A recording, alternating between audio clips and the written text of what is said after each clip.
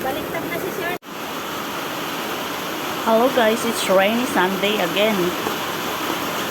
Nagta-typhoon na tayo dito sa Pilipinas. Luto tayo ng merienda. String beans yan siya guys. So, ito na siya guys. Bihon po yan. Lagay natin ng secret para maglasa to. Lagyan natin ng tubig.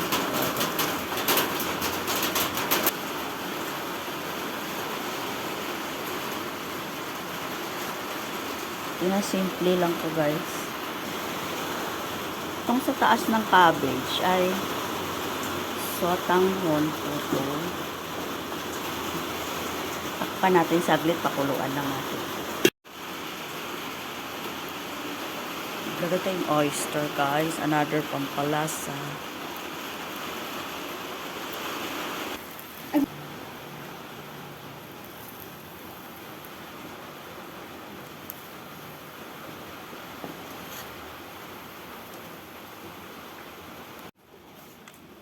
So this is it.